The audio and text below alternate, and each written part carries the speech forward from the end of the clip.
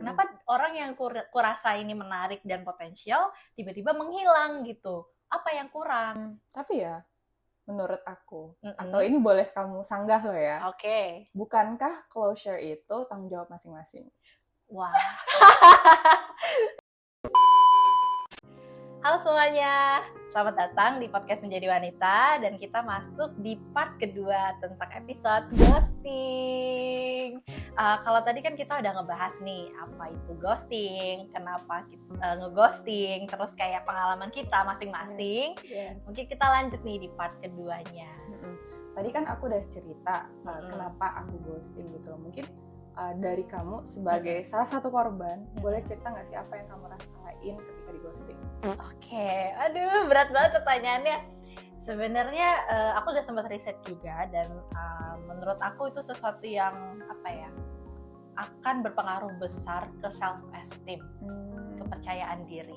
Jadi ketika orang di ghosting, mereka tuh akan bertanya-tanya kayak what's wrong with me? Apa yang salah dengan aku sampai aku harus menjadi korban ghosting gitu. Kenapa orang yang kurasa ini menarik dan potensial tiba-tiba menghilang gitu? Apa yang kurang gitu kan? Jadi pastinya semua korban ghosting tuh akan merasakan pertanyaan yang sama karena mereka nggak dapat closure, mereka nggak akan bisa bertanya, nggak ada sesi kayak pertanyaan dan jawaban gitu. Aku akan lebih appreciate orang ketika kayak sorry nih, aku ngerasa kita nggak cocok karena aku mungkin lagi emotionally unavailable, misalkan kayak gitu, atau mungkin aku belum move on gitu. Itu kan lebih jelas ya daripada kayak tiba-tiba ngehilang tuh kita akan jatuhnya tuh self blaming dulu. Itu pasti nggak terelakkan meskipun seharusnya tidak seperti itu, ya kan? Selain ngaruh ke self esteem, kita jadi kayak takut gitu loh untuk memulai lagi. Kayak jangan-jangan nanti aku diginiin lagi gitu. Mungkin ada trauma. Iya, karena katanya memang dari penelitian yang aku baca, orang yang di ghosting itu akan cenderung jadi ada trauma untuk memulai hubungan yang baru lagi gitu. Mereka jadi kayak males gitu. Ketika orang udah mulai males untuk menjalani hubungan, berarti ada trauma di situ. Tapi ya menurut aku, atau ini boleh kamu sanggah loh ya. Bukankah closure itu tanggung jawab masing-masing? Wah. Karena itu mungkin kayak ini berkaca dari POV aku. Tukang ghosting ya gitu. Ketika aku nge-ghosting itu adalah jawaban dari aku gitu loh, bahwa ya I'm not that into you gitu loh, or he's not that into me gitu loh. Menurut kamu gimana? Apakah closure itu menurut kamu ya tanggung jawab kita, atau harusnya si orang yang mau meninggalkan kita yang wajib memberikan closure? Menurut aku seperti itu. Jadi ketika kita kasih closure, itu tuh kan jelas ya. Masalahnya apa tuh jelas. Kita tahu nih kenapa dia ngeninggalin kita gitu. Jadi kita tuh nggak bertanya-tanya sendiri terus gila sendiri gitu loh. Jadi kayak what's wrong gitu. Ketika kita nggak punya jawaban itu, pasti ujung-ujungnya nyalahin diri sendiri gitu. Jadi kalau menurut Mbak Jia itu adalah tanggung jawab masing-masing, menurut aku dia juga bertanggung jawab sudah mau engage in relationship sama kita. Jadi harusnya closure itu tetap diberikan menurut aku ya. Mungkin itu memang nggak mengenakan, kayak kita harus mengkomunikasikan sesuatu yang sulit. Tapi itu lebih baik daripada tiba-tiba kita ngehilang. Karena ya seperti aku yang alamin sebelumnya gitu, ketika dia menghilang, aku jadi wondering gitu, apa yang salah gitu kan. Kayaknya semuanya baik-baik aja. Dia menjanjikan nanti mau traveling bareng dan segala macam, itu kan kayak what's wrong? Kadang mungkin ini balik lagi ke persepsi orang masing-masing ya. Kadang ada yang kayak mungkin di aku adalah, aku selain itu adalah jalan pintas, mungkin bagi aku ketika aku ngomongin the bitter truth, takutnya itu lebih menyakitkan gitu loh. Jadi kayak aku tahu nih jawaban aku ini akan menyakiti dia jauh lebih dalam, dan justru mungkin takutnya malah menimbulkan trauma dibandingkan aku tiba-tiba menghilang.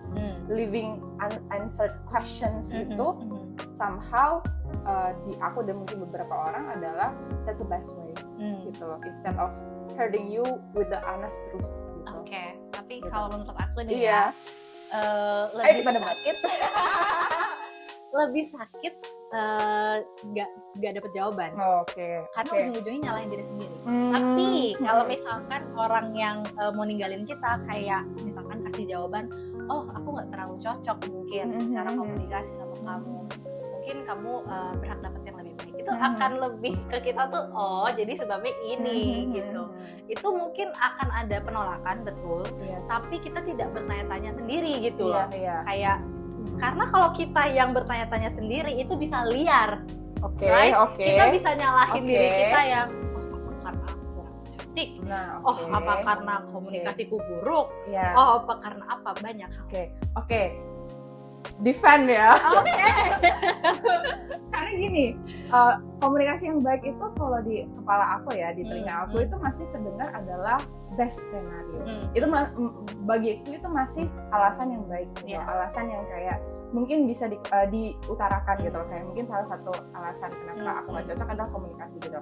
Tapi gimana untuk hal-hal misalnya kayak ternyata ada hal yang misalnya nih, contoh fisik yang bikin kamu itu nggak bisa mengubah itu gitu loh. Dan ternyata itu hal yang aku nggak bisa toleransi gitu loh.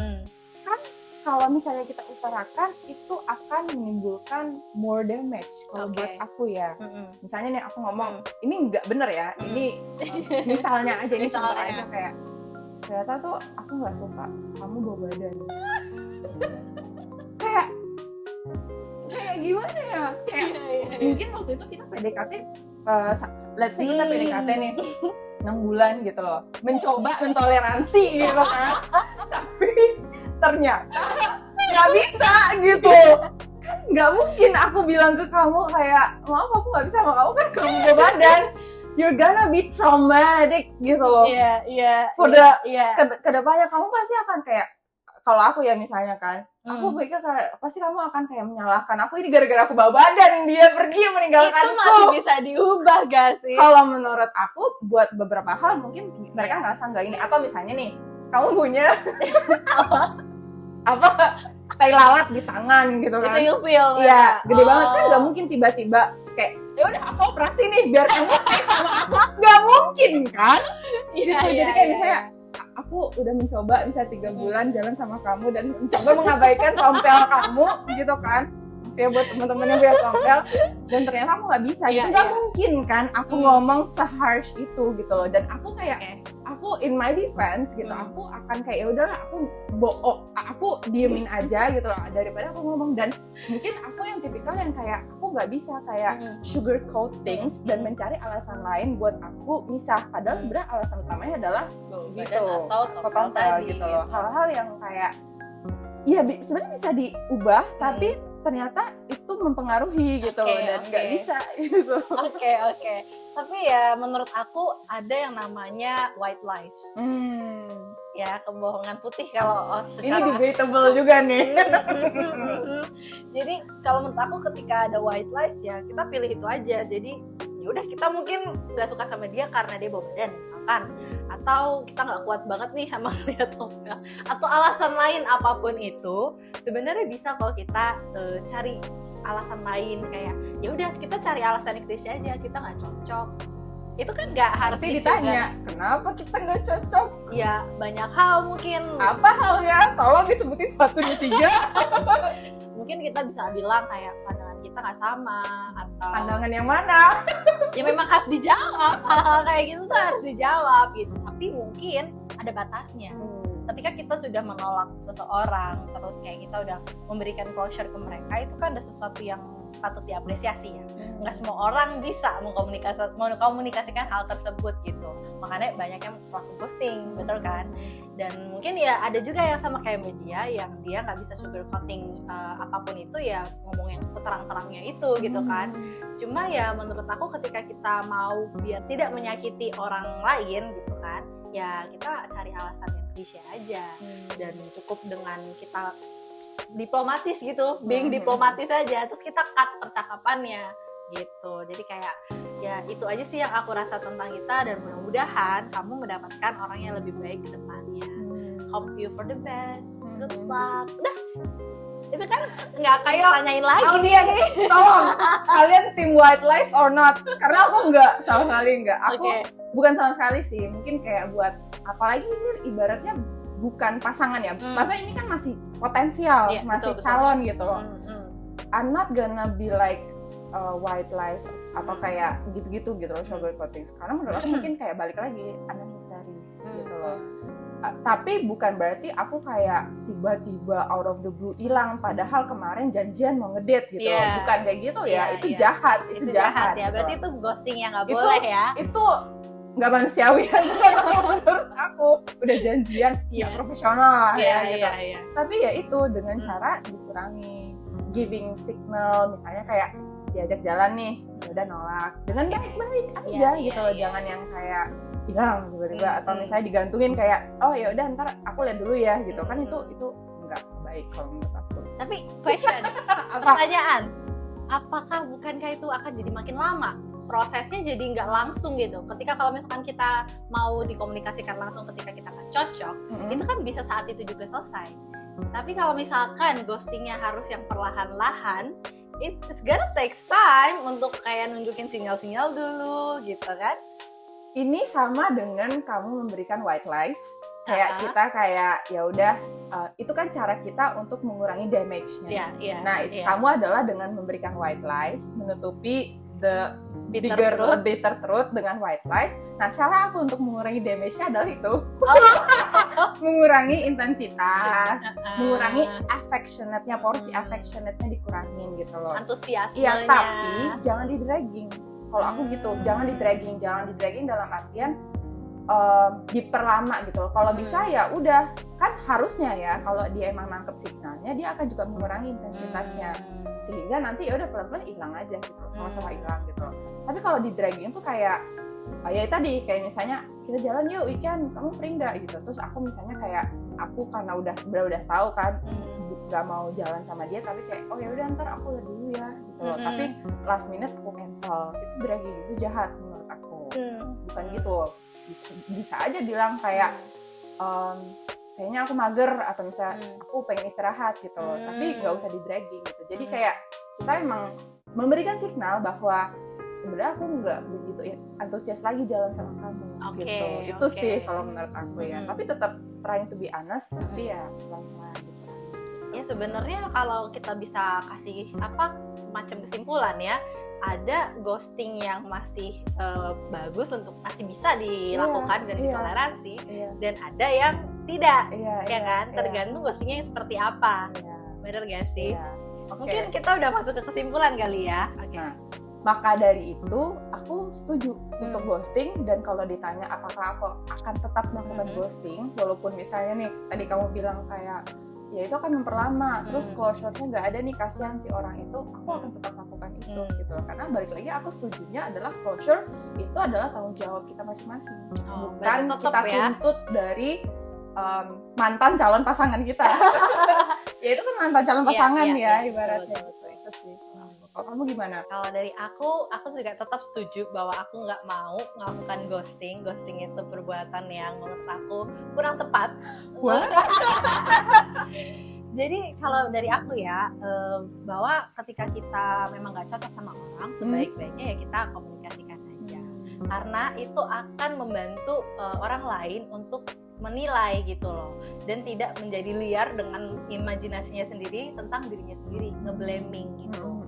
Cuma satu hal yang penting, jangan cari jawaban itu. Misalkan kita di ghosting, jangan kamu sekali-kali cari kenapa. Karena nggak akan pernah ketemu kecuali dapat dari orang itu sendiri closure-nya. Ibarat kata, ketika kita digigit ular dan ular itu berbisa, yang kita lakukan tuh bukanlah ngejar ular itu terus tanya kenapa aku digigit. Bukan itu yang kita harus lakukan. Seperti ular.